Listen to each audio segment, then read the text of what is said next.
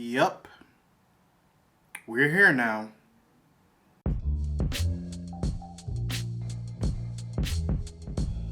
Readers, I'm not ashamed to admit it. I recently broke a promise that I made to myself and kept for over 12 years. And that promise was that I will never again directly pay to see a movie either written and or directed by M. Night Shyamalan Ding Dong. I say directly because the way I caught Devil was through Netflix, so the deed was already done.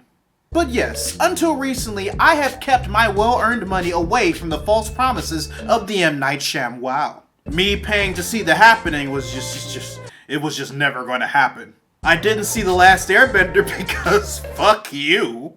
And despite what I've heard about it not being terrible, I have yet to watch The Visit. Even though I pretty much know everything that happens in the movie because I have friends willing to take the L on my behalf. So what was the movie that caused me to break my streak by $5.99? It was his most recent release, Split, starring James McAvoy, and James McAvoy.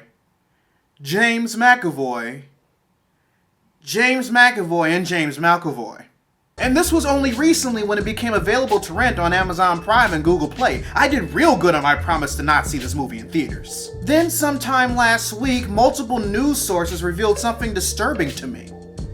M. Night Shyamalan has a Twitter account.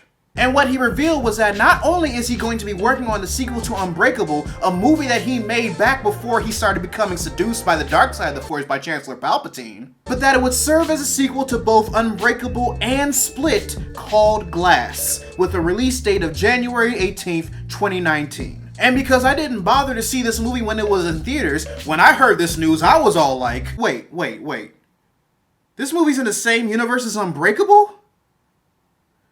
Fuck, I have to watch this, don't I?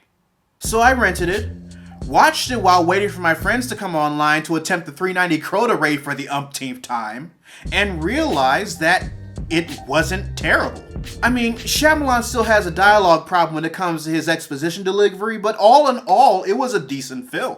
But my experience with Shyamalan raises an interesting question. How long is long enough to give somebody a second chance? No, I'm not talking about instances in which you are forced to write that person off completely. Using the current example, I stopped financially supporting Shyamalan after The Village. All of his immediate work since then I either saw or experienced at the expense of others, or just flat out skipped. And even when I heard that he was getting better, I still disregarded it because of my past experiences. It wasn't until the internet told me that his latest film was connected to one of my favorite films of the late 20th century that I decided to give him a second chance. And wasn't really disappointed in my decision.